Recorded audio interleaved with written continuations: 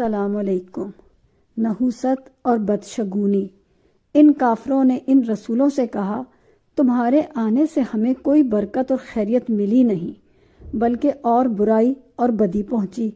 تم ہو ہی بدشگون، اور تم جہاں جاؤ گے بلائیں برسیں گی۔ سنو، اگر تم اپنے اس طریقے سے باز نہ آئے اور یہی کہتے رہے کہ تو ہم تمہیں سنسار کر دیں گے اور سخت المناک سزائیں دیں گے۔ رسولوں نے جواب دیا کہ تم خود بد فطرت ہو، تمہارے اعمال ہی برے ہیں، اسی وجہ سے تم پر مصیبتیں آتی ہیں، جیسا کرو گے ویسا بھرو گے۔ یہی بات فرعونیوں نے حضرت موسیٰ علیہ السلام اور ان کی قوم کی مومنوں سے کہی تھی۔ جب انہیں کوئی راحت ملتی تو کہتے ہم تو اس کے مستحق ہیں، اور اگر کوئی رنج ملتا تو کہتے حضرت موسیٰ علیہ السلام اور مومنوں کی بدشگونی پر اسے گردانتے، جس کے جواب میں جناب باری نے فرمایا، ان کی مصیبتوں کی وجہ سے ان کے بدعمال ہیں، جن کا وبال ہماری جانب سے انہیں پہنچ رہا ہے۔ قوم صالح نے بھی اپنے نبی صلی اللہ علیہ وسلم سے یہی کہا اور یہی جواب پایا۔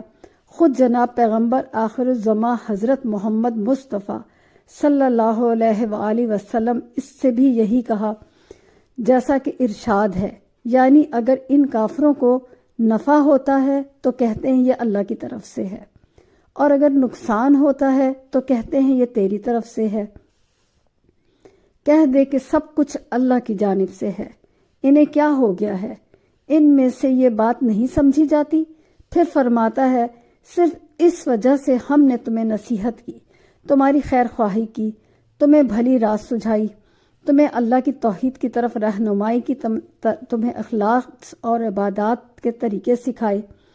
تم ہمیں منحوس سمجھتے ہو اور ہمیں اس طرح ڈرانے دھمکانے لگے اور خوفزدہ کرنے لگے اور مقابلے پہ اتر آئے۔ حقیقت یہ ہے کہ تم لوگ حد سے تجاوز کر جاتے ہو۔ ہمیں دیکھو کہ ہم تمہاری بھلائی چاہیں، تمہیں دیکھو کہ تم ہم سے برائی سمجھو۔ بتاؤ تو یہ بھلا کوئی انصاف کی بات ہے؟ افسوس، تم انصاف کے دائرے سے نکل گئے۔ اس بستی کے دور دراز مقام سے ایک شخص بھاگتا آیا، کہنے لگا، اے میری قوم، ان رسولوں کی پیروی کرو، ان کی راہ چلو، یہ تم سے کوئی معاوضہ نہیں چاہتے، پھر ہیں بھی یہ راہ راست پر۔ مروی کہتے ہیں، اس بستی کے لوگ یہاں تک کہ سرکش ہو گئے کہ انہوں نے پوشیدہ طور پر نبیوں کا قتل کا ارادہ کر لیا۔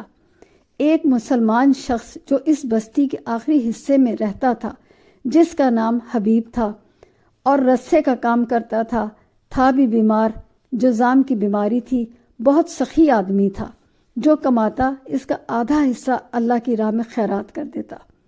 دل کا نرم، فطرت کا اچھا تھا، لوگوں سے الگ تھلگ ایک غار میں بیٹھ کر اللہ تعالیٰ کی عبادت کیا کرتا۔ اس نے جب اپنی قوم کے اس بد ارادے کو کسی طرح معلوم کر لیا تو اس سے صبر نہ ہو سکا، دوڑتا بھاگتا آیا۔ بعض کہتے ہیں یہ بڑھئی تھے، ایک قول ہے یہ دھوبی تھے۔ عمر بن کا حکم ہے، وہ فرماتے ہیں کہ یہ جوتی گانٹتے تھے۔